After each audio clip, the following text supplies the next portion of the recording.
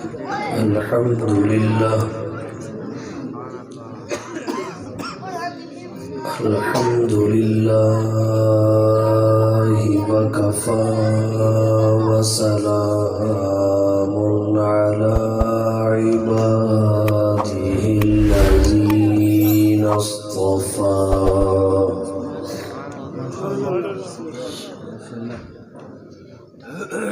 أما بعد فأعوذ بالله من الشيطان الرجيم بسم الله الرحمن الرحيم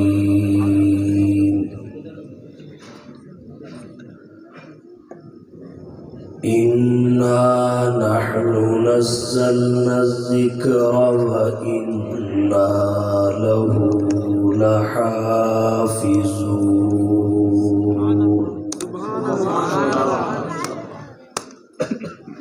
وقال الله تعالى في مقام آخر من يطع الرسول فقد أطاع الله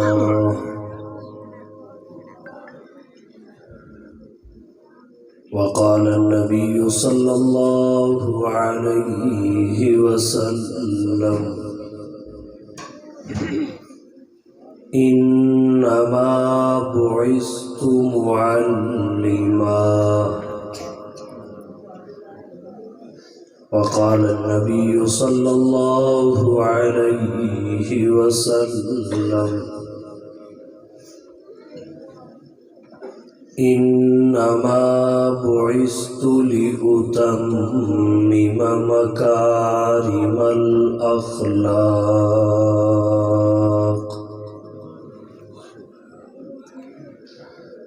سبحان ربك رب العزة عما يصفون وسلام على المرسلين والحمد لله رب العالمين.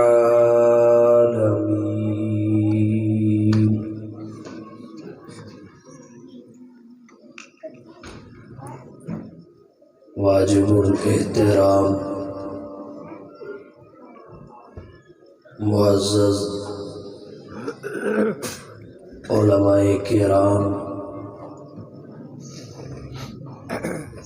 طلباء اعزام،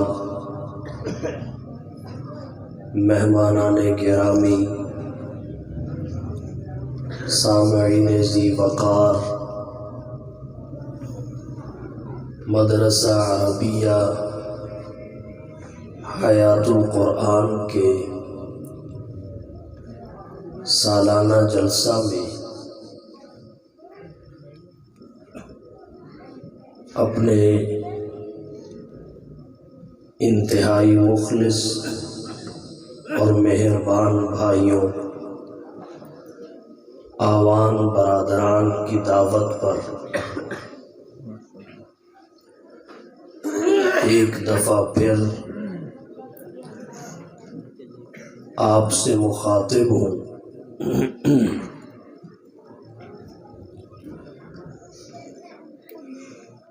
دستار بندی کا پرمسرت موقع ہے، اسی کو پیش نظر رکھتے ہوئے چند باتیں آپ کی توجہ کی نظر کروں گا۔ امام جعفر صادق رحمہ اللہ کا قول ہے، اللہ کی ان گنت نعمتوں میں سب سے بڑی نعمتیں دو ہیں،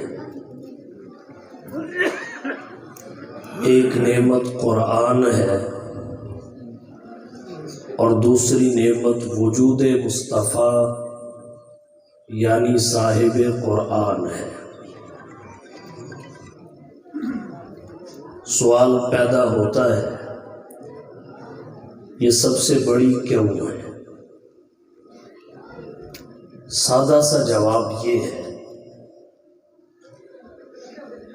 ہدایت حاصل کرنے کے دو راستے ہیں، ایک کو کتاب اللہ کہتے ہیں،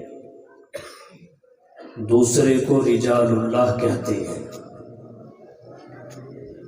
کتاب اللہ میں ہر وحی آتی ہے، رجال اللہ میں ہر نبی آتا ہے۔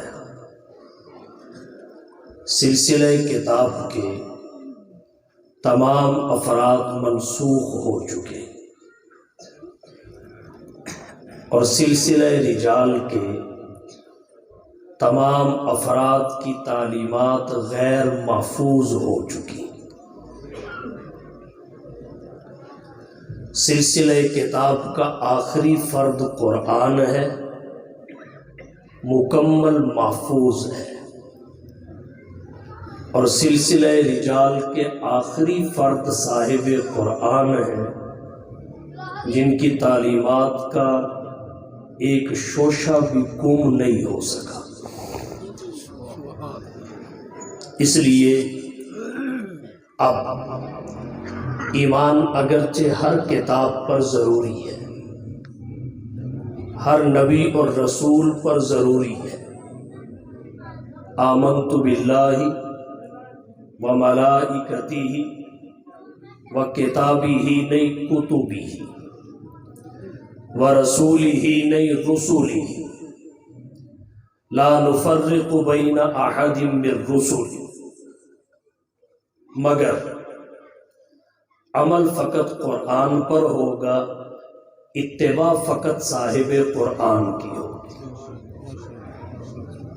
عمل فقط قرآن پر ہوگا، اتباع فقط صاحب قرآن کی ہوگی۔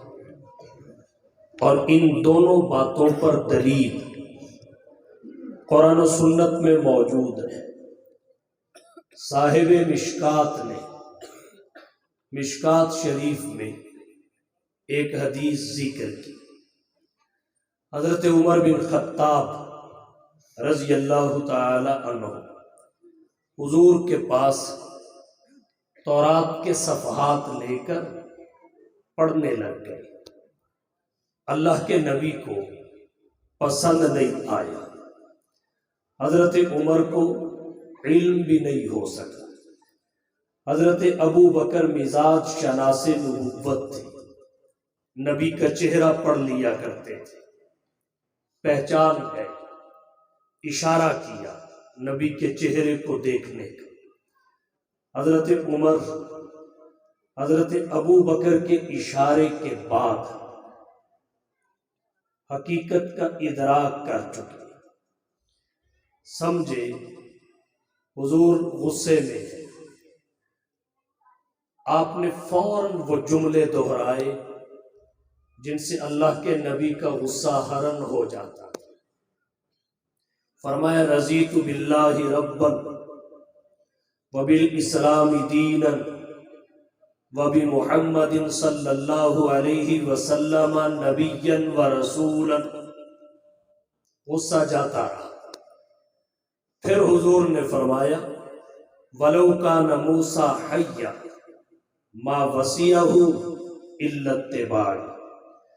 اگر آج صاحب تورات موسیٰ روئے زمین پر حیات ہوتے، صاحب کتاب ہونے کے باوجود میری اتباع کرتے، ان کے لیے دوسرا کوئی راستہ نہ ہو۔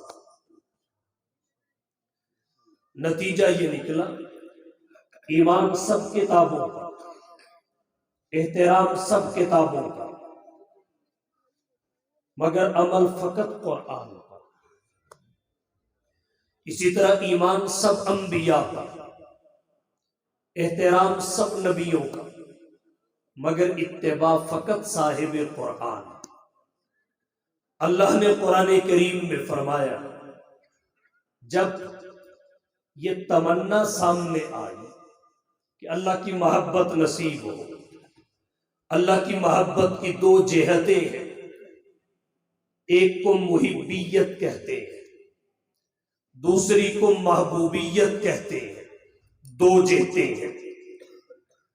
تمنا سامنے آئی کہ اللہ کی محبیت نصیب ہو، اس کا نسخہ جاننے کی جستجو میں لگ گئے تو اللہ نے قرآن نازل کر کے آسانی کا دروازہ کھول دیا۔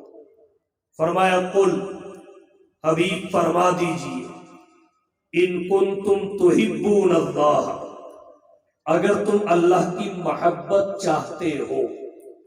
یہاں محبت الہی کی پہلی جہت مراد ہے جسے محبیت کہتے ہیں۔ اگر اللہ کی حقیقی محبت چاہتے ہو تو نسخہ کیا ہے؟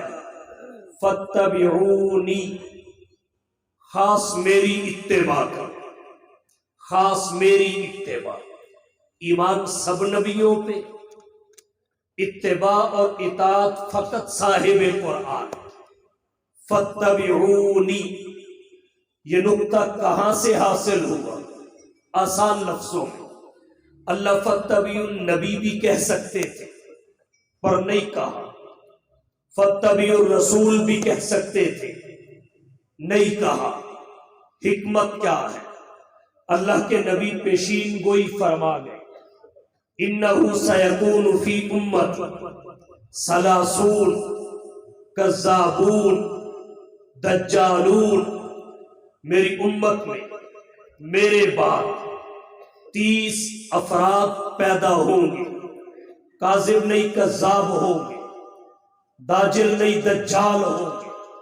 کلہم یزعم، ہر ایک اس بات کا دعویٰ کرے گا، ہر ایک اس بات کا مدعی ہوگا انہ نبی اللہ، کہ وہ اللہ کا نبی ہے، پر یہ بات پلے باندھ لو، انا خاتم النبیین، آخری نبی میں ہی ہوں، لا نبی بعدی، میرے بعد کوئی نبی پیدا نہیں ہوگا۔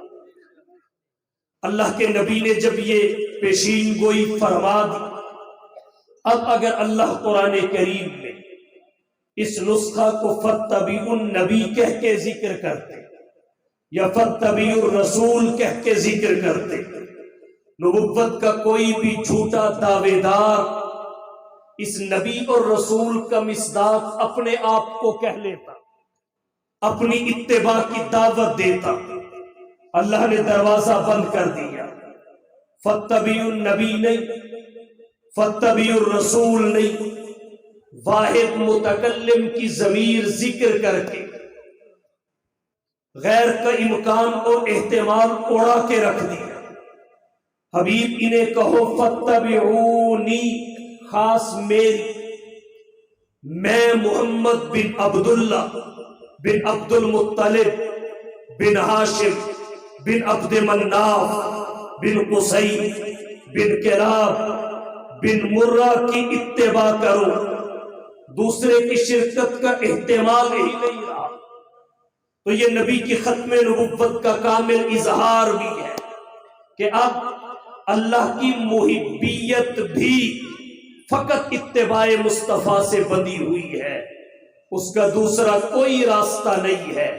اور اس محبیت الہی کے لیے جو نسخہ اتباع نبوت کا تجویز ہوا، اتباع محمد کا، اس کی پاور اللہ نے کیا بتائی کہ تم محبیت لینے نکلے ہو، نسخہ استعمال کر کے دیکھو اتباع محمد کا، اللہ تمہیں محبوبیت کا مقام دے کے لوٹائے۔ یحببکم اللہ، محبوبیت کا مقام دیں گے۔ اللہ کی محبت کا دعویٰ تو ہر کوئی کرتا ہے، کسی بھی مذہب سے تعلق رکھتا ہو، ہر کوئی محبت الہی کا دعوے دار ہے۔ اس سے بڑا کمال یہ ہے، ایک تو یہ کہ بندہ کہے میں اللہ سے محبت کرتا ہوں، یہ توفیق بھی اس کی توفیق سے ہوتی ہے۔ بندہ کہے میں اللہ سے محبت کرتا ہوں، لیکن اس سے بڑا کمال یہ ہے اللہ کہے میں اس بندے سے محبت کرتا ہوں، اللہ کہے میں اس بندے سے محبت کرتا ہوں۔ یہ کب ہوگا؟ فاتبعونی، جب اتباع فقط محمد مصطفیٰ کی ہوگی، فقط محمد مصطفیٰ کی، فاتبعوا النبی نہیں، فاتبعوا الرسول نہیں، فاتبعونی، گویا اتباع کو محمد مصطفیٰ کی ذات سے باندھ دیا۔ تو ایمان سب کتابوں پہ، عمل فقط قرآن پہ، احترام سب نبیوں کا، اتباع فقط محمد مصطفیٰ کی، فاتبعونی، یہ اسلام کی رواداری ہے کہ یہ تمام انبیاء پہ ایمان لائے بغیر مسلمان تسلیم نہیں کرتا، سب کتابوں پر ایمان لائے بغیر مسلمان تسلیم نہیں کرتا۔ اگر ایک شخص فقط قرآن اور صاحب قرآن پہ ایمان رکھے تو اہل اسلام اسے مومن اور مسلم تسلیم نہیں کرتے۔ ایمان سب پہ، اتباع اور اطاعت فقط قرآن اور صاحب قرآن کی، یہ اسلام کی رواداری ہے جو کسی اور مذہب میں نہیں ہے۔ کس کس بات کا ذکر کیا جائے، اور بہت سارے شواہد ہیں، چلے بات یہاں تک آئی تو کہتا چلوں، اسلام ہی وہ رواداری کا مذہب ہے جس میں آپ کو موسیٰ نام کے بچے مل جائیں گے، عیسیٰ نام کے افراد اور جوان مل جائیں گے، ہارون نام کی شخصیات ملیں گی، یوشع نام کے جوان ملیں گے۔ دکھائیے یہودیوں میں کوئی محمد، دکھائیے عیسائیوں میں کوئی ابو بکر، آپ کو نہیں ملے گا۔ اسلام وہ مذہب ہے جس میں آپ کو آسیہ نام کی خاتون ملے گی، مریم نام کی خاتون ملے گی۔ جائیے یہود و نصارہ کے علاقوں میں، وہاں آپ کو عائشہ نام کی خاتون نہیں ملے گی۔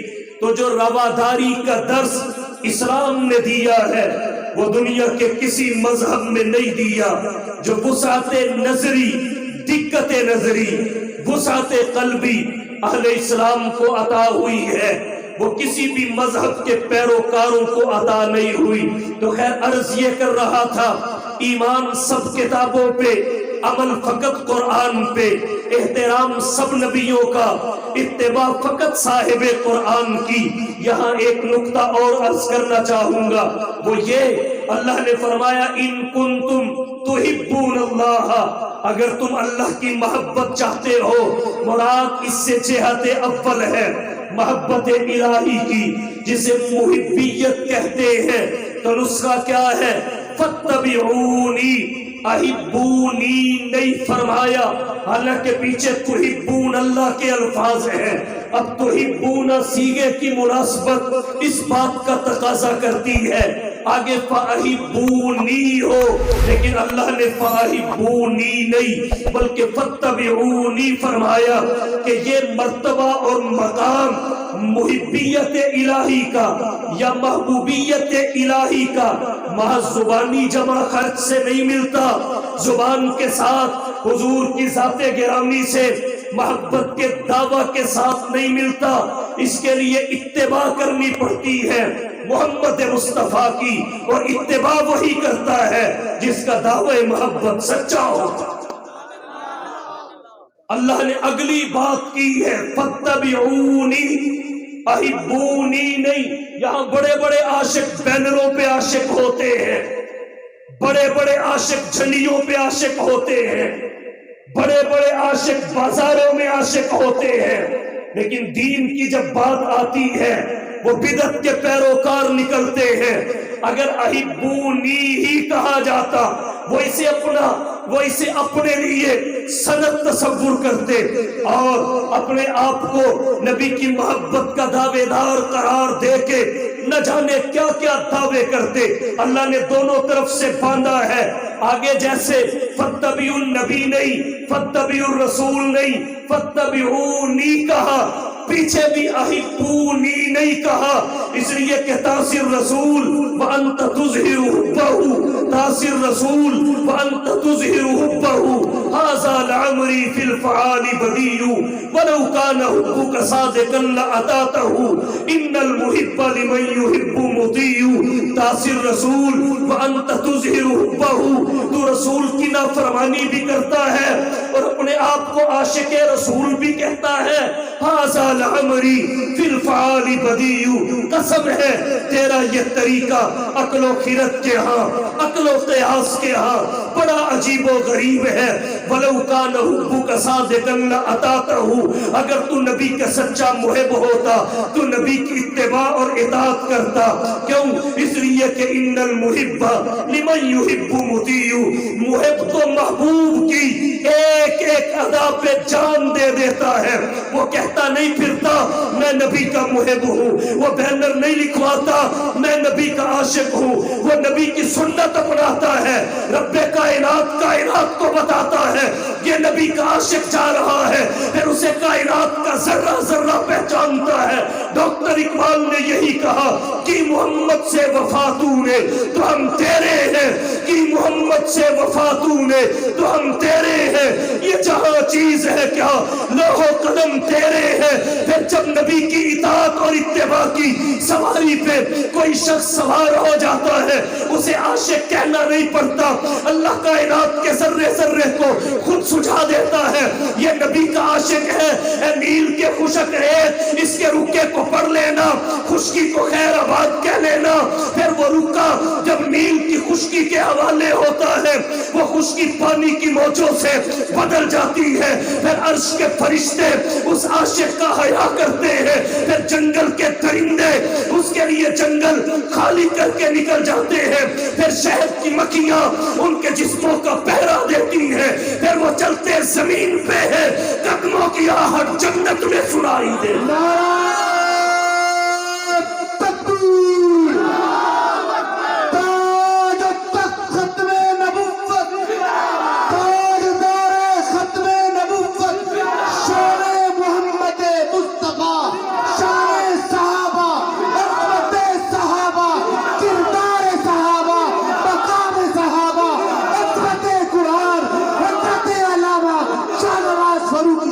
پروانہ وہ نہیں ہوتا جو بول کے کہے میں پروانہ ہوں، پروانہ بول کے نہیں بتاتا میں پروانہ ہوں، وہ شمع پہ جل کے دکھاتا ہے میں پروانہ ہوں۔ عاشق لکھ کے نہیں بتاتا میں پروانہ ہوں، وہ احمد علی لاہوری کی طرح محمد کی سنت کو اپنا کے دکھاتا ہے میں پروانہ ہوں۔ یہی ہے وہ کہ جن کے سونے کو فضیلت ہے عبادت پر، یہی ہے وہ کہ جن کے سونے کو فضیلت ہے عبادت پر، انہی کے اتقاء پر ناز کرتی ہے مسلمانی، انہی کی شان کو زیبا نبوت کی وراثت ہے، انہی کا کام ہے دینی مراسم کی نگہبانی، رہے دنیا میں اور دنیا سے بے تعلق ہو، پھرے دریا میں اور ہرگز نہ کپڑوں کو لگے پانی۔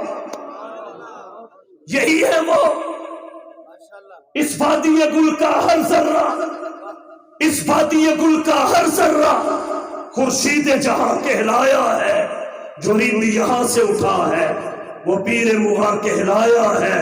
اس بزم جنوں کے دیوانے ہر راہ سے پہنچے یزداں تک، ہے عام ہمارے افسانے دیوار چمن سے زندہ تک۔ فرزدق نے کیا خوب کہا، ہاؤلائی آبائی فجئنی بمثلہم اذا جمعتنا یا جریر المجامع۔ تو عرض میں نے یہ کیا، ایمان سب کتابوں پر، عمل فقط قرآن پر، احترام سب نبیوں کا، اتباع فقط صاحب قرآن کی۔ گویا سلسلہ کتاب کا آخری فرد قرآن ہے، سلسلہ رجال کا آخری فرد صاحب قرآن ہے، سلسلہ کتاب کے باقی افراد منسوخ، اب ہدایت قرآن سے وابستہ رہے گی کیونکہ یہ ناسخ ہے، قیامت تک کے لیے ہدایت قرآن سے ملے گی، یہ ناسخ ہے۔ ادھر سلسلہ رجال میں حضرت آدم صفی اللہ سے لے کر حضرت عیسیٰ روح اللہ تک جتنے افراد اور رجال ہیں سب کی تعلیمات غیر محفوظ، حضور کی ایک ایک ادا محفوظ، ایک ایک ادا محفوظ، تعلیمات تو تعلیمات ہیں، تو جس کی ادائیں محفوظ ہوں گی اسی کی اداؤں پہ عمل ہوگا، غیر محفوظ پہ عمل کیسے ہو سکتا؟ کیسے ہو سکتا ہے؟ تو یہ سب سے بڑی نعمتیں کیوں ہیں اور آسان کر دیتا ہوں۔ اللہ نے قیامت تک کے لیے ہدایت کو قرآن اور صاحب قرآن کے ساتھ باندھ دیا، اور ہدایت سب سے قیمتی خزانہ ہے، سب سے قیمتی خزانہ ہے، اور وہ ان دو سے بندھا ہوا ہے۔ تو ان دو سے بڑی نعمت کون سی ہو سکتی ہے؟ ہدایت سب سے قیمتی خزانہ، جسے ہدایت مل گئی اسے سب کچھ مل، اور جسے ہدایت نہ ملی، بادشاہت میں مل گئی تو کچھ نہ ملا، اس سے قابل ترس کون ہو سکتا ہے؟ بڑے بڑے کافر کہیں گے لو کانوا مسلمین، کاش وہ مسلمان ہو، کاش۔ بڑے بڑے کافر کہیں گے کاش وہ مسلمان ہوتے۔ سب سے قیمتی خزانہ ہدایت ہے، اس لیے اللہ نے اپنے قبضے میں رکھا، اس پر اختیار نہ کسی نبی کا، نہ علی کا، نہ ولی کا، اللہ نے اپنے قبضے میں رکھا ہے۔ انبیاء راہ ہدایت دکھانے آئے، پیغام ہدایت سنانے آئے، مگر ہدایت دیتا کون ہے؟ وہ ایک اللہ ہے، کافی ہے اللہ سب کی مشکل کشائی کے لیے، کافی ہے اللہ سب کی مشکل کشائی کے لیے، پیر ولی امام پیغمبر فقط رہنمائی کے لیے۔ کہتے ہو نماز میں ایاک نعبد و ایاک نستعین، پھرتے ہو پھر بھی در بدر حاجت روائی کے لیے۔ ہر چڑھتی چمکتی شے کے سامنے جبین نیاز کا تقدس کا مال، گنگا پہ پیشانی تم نے رکھی، جمنا پہ پیشانی تم نے رکھی، چوکھٹ پہ ماتھا تم نے رکھا، قبر کو سجدہ تم نے کیا۔ کافی ہے اللہ سب کی مشکل کشائی کے لیے، پیر ولی امام پیغمبر فقط رہنمائی کے لیے۔ کہتے ہو نماز میں ایاک نعبد و ایاک نستعین، پھرتے ہو پھر بھی در بدر حاجت روائی کے لیے، رہنمائی کے لیے آئے، انبیاء راہ ہدایت دکھانے آئے، پیغام ہدایت سنانے آئے، مگر قبضہ ہدایت پہ ہمیشہ سے میرے اللہ کا ہے۔ یہی وجہ ہے جب ہدایت کی نسبت انبیاء کی طرف ہو، قرآن کی طرف ہو، اس کا معنی ہی ارات الطریق ہوتا ہے، راہ دکھانا، اور جب اس کی نسبت اللہ کی طرف ہو اس کا معنی ایصال الی المطلوب ہوتا ہے، منزل مقصود تک پہنچانا۔ تو ہدایت اللہ نے اپنے قبضہ میں رکھی، انبیاء راہ ہدایت دکھانے آئے، قبضہ کسی کا نہیں تھا۔ آج کچھ لوگ اختیار کا دائرہ یہاں تک وسیع کرتے ہیں کہ مختار کہہ کر ہر چیز پر جب اختیار ثابت کرتے ہیں تو اس نتیجے سے بھول جاتے ہیں، اس سے غافل ہو جاتے ہیں کہ یہ نتیجہ نکل سکتا ہے، اور اسے کون اپنی زبان پلانے کی ہمت کر سکتا ہے کہ ہدایت میں اختیار تھا حضرت نوح کا، پھر بیٹے کنعان کو آنکھوں کے سامنے ڈبو دیا، ہدایت میں قبضہ تھا حضرت لوط کا، پھر بیوی کو مروا دیا، ہدایت میں قبضہ تھا حضرت ابراہیم کا، پھر والد آزر کو ہدایت سے محروم کر دیا۔ اور تو اور اس سے بھی آگے بڑھ کے کہنا چاہوں گا، کیا کسی میں سوچنے کی مجال ہے کہ یہ بات سوچ بھی سکے کہ حضور سرور کونین، ساقی کوثر، شافی محشر، ہادی اور رہبر، آمینہ کے لال، محبوب رب ذوالجلال، صاحب الحسن والکمال، جناب محمد مصطفیٰ احمد مجتبیٰ، حبیب کبریاء، فخر الانبیاء، سید الورا، شمس الضحیٰ، بدر الدجا، رہبر و رہنما، لا یمکن الثنا، مکین گنبد خضرا، بلغ العلا، کشف الدجا، راحت العاشقین، شفیع المذنبین، رحمت للعالمین کے قبضے میں ہدایت تھی، مگر پھر خاندان کے افراد کو محروم کر دیا، سگے چچا کو محروم کر دیا۔ میں کیسے اس فلسفہ کو مان لوں جبکہ نبی کا ہاتھ قریبی رشتہ دار کی موت کے بعد جب دعائے مغفرت کے لیے اٹھتا ہے اللہ کو پسند نہیں آتا، اللہ قرآن نازل کر کے نکیر فرماتے ہیں، ما کان للنبي والذين آمنوا ان يستغفروا للمشركين ولو كانوا اولی قربا. تو پتہ یہ چلا ہر شے کا مختار بھی اللہ ہے، ہدایت قبضے میں بھی اللہ کے ہے.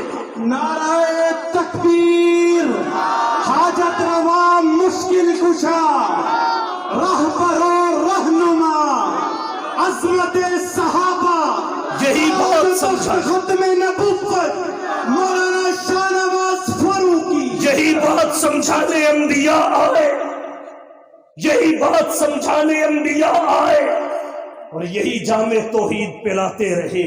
اور جن صحابہ کرام نے جامع توحید مصطفیٰ سے پی لیا، انہوں نے تو وہ درخت بھی اکھاڑ کے پھینک دیا، جس کے شائبے تک ختم کر دیے، ختم کر دیے. کیوں؟ اس لیے کہ جو در مصطفیٰ پہ آتا ہے یارو، جو در مصطفیٰ پہ آتا ہے یارو، وہ در در پہ سر کو جھکاتا نہیں ہے. نبی کا فرما عبادت خدا کی، وہ شیطان کو اپنا بناتا نہیں ہے. نبیوں نے ہم کو ہے توحید سکھلائی، جس میں اپنے پتھروں سے زخمی کرا کر وہ کہتے تھے لوگوں پڑھو لا الہ، خدا کے سوا کوئی داتا نہیں. حضور آئے، بھی کو مٹایا، ہی کو پھیلایا. حضور آئے، بھی کو مٹایا اور ہی کو پھیلایا. یہی کیا ہے؟ توحید تو یہ ہے کہ خدا حشر میں کہہ دے. توحید تو یہ ہے کہ خدا حشر میں کہہ دے یہ بندہ دو عالم سے خفا میرے لیے.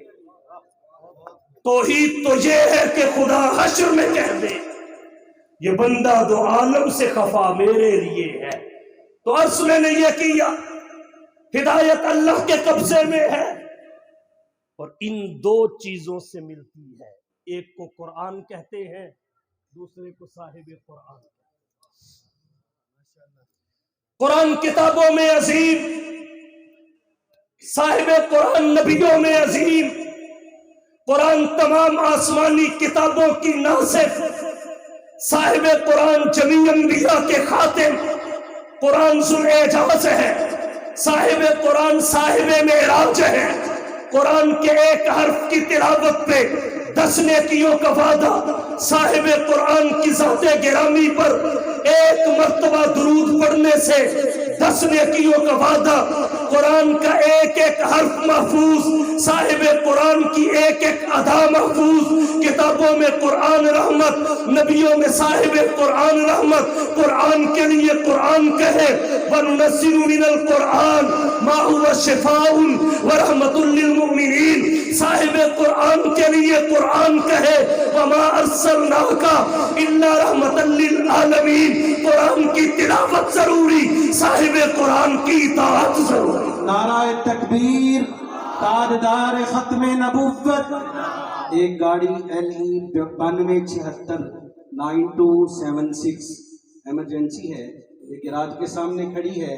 جن صاحب کی ہو وہ ذرا جلدی گاڑی کو ہٹا دیں. اللہ نے 9276 قرآن کو بھی بڑے امتیازات بخشے، صاحب قرآن کو بھی بڑے امتیازات بخشے. قرآن کی بھی خصوصیات ہیں، صاحب قرآن کی بھی خصوصیات ہیں. قرآن بھی عظمتوں سے بھری ہوئی کتاب ہے، صاحب قرآن بھی عظمتوں سے بھرے ہوئے رسالت مآب ہے. قرآن کی عظمتیں کیا ہیں؟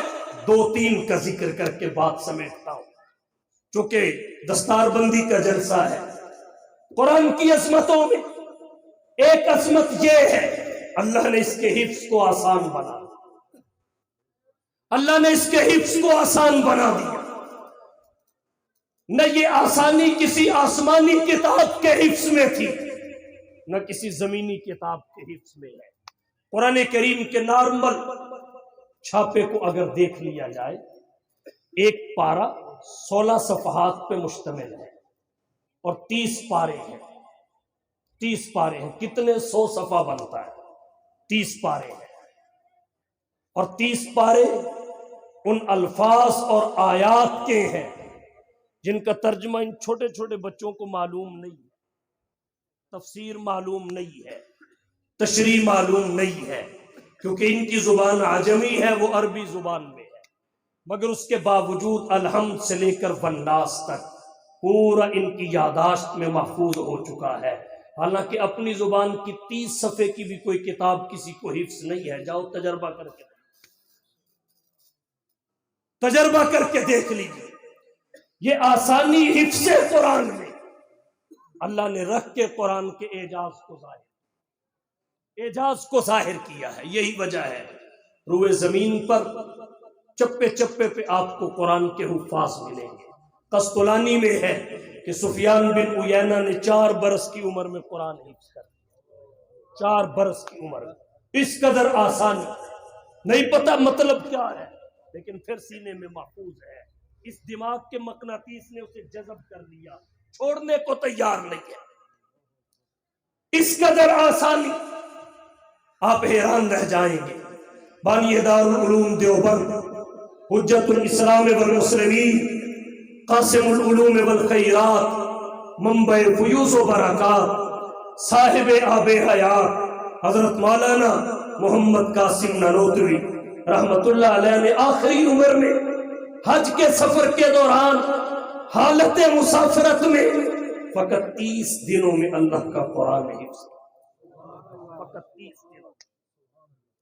مولانا سلیم اللہ خان نے 27 دنوں میں حفظ کیا۔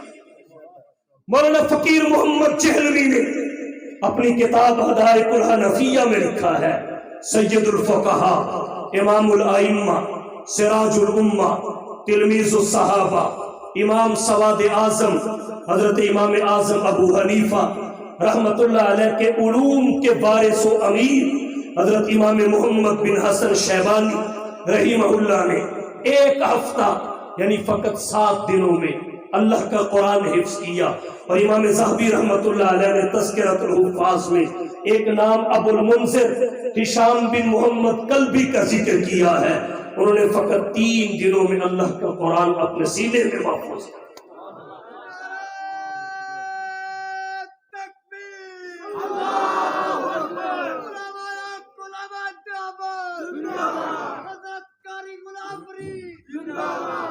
قرآن کریم حفظ کے لحاظ سے سب سے آسان کتاب، کیوں؟ اللہ چاہتے ہیں کہ زمین پہ حفاظ کی تعداد میں کمی نہ آئے، اس لیے آسان ہے۔ کیوں؟ یہ کیوں چاہتے ہیں؟ اس لیے کہ قرآن کی حفاظت کا اصل طریقہ یہی ہے کہ قرآن کو سینوں میں محفوظ کریں۔ بل هو آیات بینات فی صدور الذین اوتوا العلم۔ اور امام بخاری رحمت اللہ علیہ نے بخاری شریف جلد اول باب کیف کان بدء الوحی میں حدیث ذکر کی، جب جبریل پہلی وحی لے کر آئے، پہلی وحی لے کر علق کی ابتدائی 5 آیات، اور آ کر عرض کیا اقرأ بسم ربک الذی خلق، آپ نے فرمایا ما انا بقارئ، میں پڑھا ہوا نہیں ہوں۔ تو جبریل نے پھر کیا کیا؟ سینے سے سینہ لگایا۔ امام بخاری لکھتے ہیں حضور نے فرمایا فغطنی ثلاثا، جبریل نے سینے سے سینہ لگا کر مجھے 3 مرتبہ بھینچا، اتنی شدت کا بھینچا، خشیت علی نفسی، مجھے اپنی جان کا ڈر لگنے لگا۔ اور پھر جب 3 مرتبہ کے بعد جبریل نے حضور سے کہا اقرأ بسم ربک الذی خلق، تو حضور کی زبان پہ تلاوت جاری ہو گئی۔ تو جبریل کے سینہ سے رحمت للعالمین کے سینے میں قرآن آیا، اور پھر رحمت للعالمین نے کیا فرمایا؟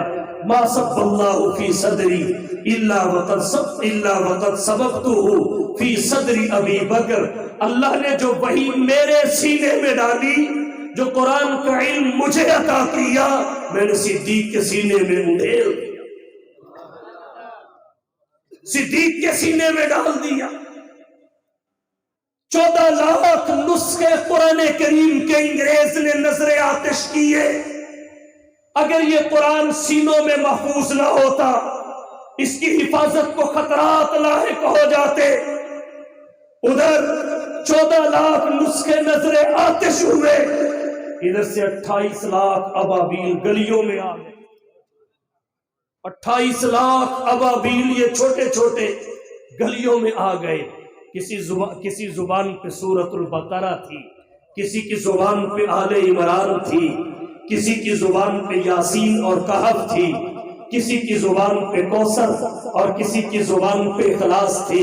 अंग्रेज सर पकड़ के बैठ गया कि हमने और आग तो नजरे आतिश कर दी है, इनके सीनों से कैसे खुरचे, इनकी यादाश्त से कैसे मिटाएं। तो ये है कुरान करीम की हिफाजत का असल तरीका। अल्लाह ने कुरान करीम के हिफ्ज को आसान क्यों बनाया? अल्लाह चाहते हैं हुफ्फाज क़यामत तक रहे, तादाद बढ़ती जाए, किल्लत का शिकार ना हो। और अल्लाह ये क्यों चाहते हैं? इसलिए कि असल ही ये है, बल हुवा आयातुल बय्यिनात फी सुदूरिल लज़ीना ऊतुल इल्म। तो अल्लाह की मंशा को पूरा करने के लिए, अल्लाह की मर्जी पे चलने के लिए जरूरी है हम मुआशरा में हुफ्फाज की तादाद बढ़ाएं। हमारा आज का तजद्दुद पसंद तबका, आज का लिबरल सेकुलर गलत कहता है कि कुरान करीम के हिफ्ज पे इन मासूम बच्चों के कई कई साल जाया कर दिए जाते हैं। याद रखिए, हिफ्ज कुरान वक्त का ज़िया नहीं है, ये हमारी जरूरत है। अव्वलन हमारी दुनियावी जरूरत है, सानियन हमारी उखरवी जरूरत है। जरूरतों की तफसील में आज नहीं जाता, ये खुद एक मुस्तकिल मौजू है कि कुरान करीम का हिफ्ज हमारी दुनियावी जरूरत कैसे है, दलाइल की रोशनी। फिर हमारी उखरवी जरूरत कैसे है, दलाइल की रोशनी में मुस्तकिल गुफ्तगू है। बहरहाल मुतासिर ना हो, अपने बच्चों को कुरान का हाफिज बनाएं। अगर आपके बच्चे आपके हाथों से निकल चुके हैं, तो ये जो लोगों ने अपने बच्चे हमें अपने हाथों में दे दिए हैं, इनको अपने ही बच्चे समझें, इन आवान बरादरान के साथ ताउन करें, इन बच्चों का खर्चा उठाएं। अल्लाह जहां इनके वालिदैन की कब्रों को मुनव्वर फरमाएंगे, खर्च करने वालों की कब्र से तारीकी भी मिटा के रखें। इनके साथ जुड़े, उलमा के साथ, दीनी मदारिस के साथ। और कुरान की एक अजमत ये है, अल्लाह ने सबसे ज्यादा पढ़ी जाने वाली किताब कुरान करीम को बनाया है। दुनिया भर की किताबें, आसमानी हो या जमीनी, उनके पढ़े जाने की तादाद एक जगह जमा कर लीजिए, मुकाबले में अकेले कुरान को लाइए, इसकी तादाद गालिब आ जाए। हजरत अली मुर्तज़ा के बारे में उनकी सवाने की कुतुब में लिखा है, उन्होंने एक दिन में 8 कुरान खत्म किए।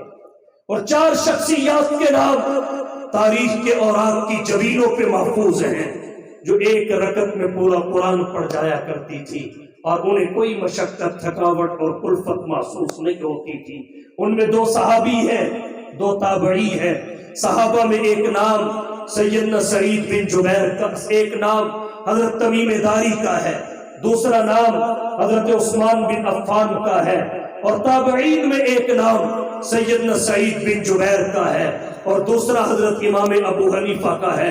और इमाम साहब के बारे में उनकी सवाले की किताबों में यहाँ तक लिखा है, फकत रमजान के महीना में 61 मरतबा कुरान खत्म करते थे। तरतीब उसकी ये होती थी, एक कुरान रोजाना दिन को पढ़ते थे, एक कुरान रोजाना रात के नवाफिल में पढ़ते थे। 30 कुरान दिन के, 30 कुरान रात के, दोनों को मिलाया तो 60 का अदद हासिल हुआ। एक कुरान वो होता था जो पूरे महीना में नमाज तरावी में पढ़ा करते थे। उधर ईद का चांद नजर आता था, उधर अबू हनीफा के 61 कुरान मुकम्मल हो जाते। और जब इमाम साहब का जनाजा जेल से उठा, उनके पढ़े हुए कुरान जो शुमार में आए, गिनती में आए, वो 7000 से मुतजाविज थे। मुझे बताइए, दुनिया की कौन सी किताब है जिसे एक ही पढ़ने वाले ने मुख्तसर मुद्दत हयात, कलील सी मुद्दत जीस्त में 7000 मरतबा पढ़ा हो? 7000 मरतबा। तो सबसे ज्यादा पढ़ी जाने वाली किताब अल्लाह ने कुरान करीम बनाई है। और फिर इसका तकाजा ये है कि हम इस शान को बरकरार रखें और इसकी तिलावत को زندگی کے معمولات میں شامل کرے. ہمارا آج کا نوجوان اس حد تک بے راہ روی کا شکار ہو گیا، وہ کہتا ہے موسیقی روح کی غذا ہے، موسیقی روح کی غذا ہے. مولانا امتیاز صاحب مان لیتا ہوں ہوگی کسی روح کی غذا، کسی روح کی غذا موسیقی بھی ہوگی، کیونکہ روحیں کون سا ساری پاک ہوتی ہیں، نفس کون سا سارے مطمئنہ ہوتے ہیں، لوامہ بھی تو نفس ہے، امارہ بھی تو نفس ہے. اگر تو سارے جسم حلال کھاتے ہیں تو ساری روحیں بھی حلال کھاتی ہوں گی. اگر سارے جسم حلال کھاتے ہیں تو ساری روحیں بھی حلال کھاتی ہوں گی. اگر حرام کھانے والے جسم، منہ اور زبانیں ہیں تو حرام غذا لینے والی روحیں بھی ہو سکتی ہیں، روحیں بھی ہو سکتی ہیں. ہاں البتہ ایک بات کہتا ہوں، تندرست اور پاکیزہ روحوں کی غذا موسیقی نہیں ہو سکتی. ان کے لیے تو سزا ہے، ان کی غذا اللہ کا قرآن ہے. روح امر ربی ہے، قرآن حکم ربی ہے. جہاں سے روح آئی وہاں سے غذا آئی، جہاں سے روح آئی وہاں سے غذا آئی. پاک روحوں کی غذا اللہ کا قرآن، اور ناپاک روحوں کی، بیمار روحوں کی دوا اللہ کا قرآن. صحت مند اور تندرست روحوں کا، صحت مند اور تندرست روحوں کی غذا قرآن ہے، بیمار روحوں کی دوا قرآن ہے. تو آنا انہیں بھی قرآن کی طرف پڑے گا. یہ موسیقی روح کی غذا نہیں ہے، یہ جنین غذا نہیں ہے، وہ اللہ کا قرآن ہے، اللہ کا قرآن. آئیے اسے زندگی کے معمولات میں شامل کیجئے. سال میں 2 مرتبہ قرآن کریم کو ختم کرنا یہ تلاوت کا حق ہے. جو اس سے زائد پڑھا جائے وہ بلندی یہ درجات کا باعث ہے. اگر صبح فجر کے بعد دسمبر اور جنوری کے ٹھنڈے موسم میں 2 کلومیٹر کی دوڑ ہمارے بزرگوں کی زندگی کے معمولات میں شامل ہو سکتی ہے، نیوز پیپر کو پڑھنا زندگی کے معمولات میں شامل ہو سکتا ہے، نیوز چینل پہ بیٹھنا زندگی کے معمولات میں شامل ہو سکتا ہے، کلب اور جم میں جا کر 2 گھنٹے ورزش کرنا، بھاری پتھر اور ویٹ اٹھانا زندگی کے معمولات میں شامل ہو سکتا ہے. عصر کے بعد فیملی کے ساتھ گپ شپ اور چائے زندگی کے معمولات میں شامل ہو سکتی ہے. عشاء کے بعد حقے کی مجلس اٹینڈ کرنا یہ زندگی کے معمولات میں شامل ہو سکتا ہے. بس میں دوستہ کا حصہ بننا زندگی کے معمولات میں شامل ہو سکتا ہے. تو قرآن کے 2 رکوع کی تلاوت شامل کیوں نہیں ہو سکتی؟ یہ کون سا اتنا بھاری پتھر ہے جسے ہماری زبان اٹھا نہیں سکتی، مسلمان اٹھا نہیں سکتا؟ تو قرآن کی تلاوت کا ذوق طاقتور بنائیے. ہماری اس فیک بک نے کمزور کر دیا. بڑے بڑے بابے بھی اذان کے وقت آن لائن جا رہے ہوتے ہیں، پتہ نہیں کس سے باتیں کرتے ہیں. بڑے بڑے بابے وہ بھی تہجد کے وقت آن لائن. اب آ جاتا ہے نا، وہ بلو نشان آ جاتا ہے، وہ بتا دیتا ہے بابا جان اس وقت کس عبادت میں مبتلا ہے. بڑے بڑے اس فیس بک نے تلاوت کا ذوق ہی چھین لیا. تو قرآن کی تلاوت کا ذوق بیدار کیجئے، مضبوط کیجئے، قوی کیجئے. تلاوت کرتے جائیے، تاثیر سے فائدہ اٹھاتے جائیے. یہ بھی قرآن کی عظمت ہے. اللہ نے جو تاثیر قرآن میں رکھی ہے دنیا کی کسی کتاب میں نہیں. کیسی تاثیر؟ جا رہے تھے سر لینے، جا رہے تھے سر لینے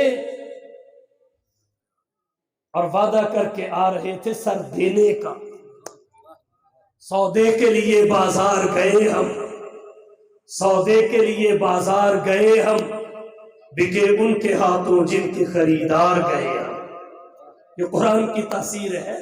ابھی نبی سے نہیں سنا تھا، بہن سے سنا تھا، عورت سے، خاتون سے. جس پہ نازل ہوا تھا اس سے سن کے بندہ کیسے محروم رہ سکتا ہے؟ کیسے محروم رہ سکتا تھا؟ اللہ نے انقلابی تاثیر رکھی ہے جس سے جہالت علمیت میں بدلی، بغاوت اطاعت میں بدلی، شقاوت سعادت میں بدلی، اجنبیت اپنائیت میں بدلی، جفا وفا میں بدلی، بود قربتوں میں سمٹا، ذرے صحرا ہوئے، قطرے دریا ہوئے، غلام آقا ہوئے، صنم پرست صمد پرست بنے، باطل پرست حق پرست بنے، جہلائے عرب مقام صحابیت پہ پہنچے، عرب کے بدو تہذیب و تمدن کے امام بنے، اپنی ہی عزتوں پہ میلی نگاہ رکھنے والے دوسروں کی عزتوں کے محافظ بنے۔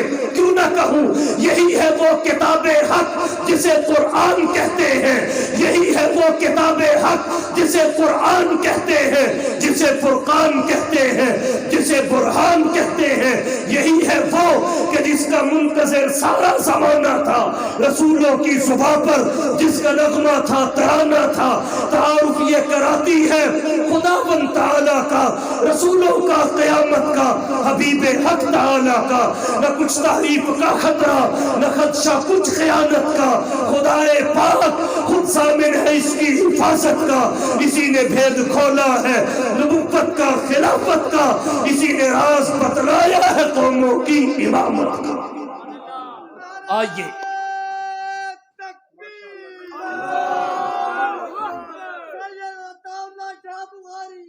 تعلق مضبوط کیجئے قرآن سے، صاحب قرآن سے، یہ کام آنے والا تعلق ہے، مضبوط کیجئے، نسبت مضبوط کیجئے۔ کیسے ہوگی؟ کیسے ہوگی؟ یہاں آ کے نشہ کن سے ملتا ہے؟ ان سے۔ سونا کس سے ملتا ہے؟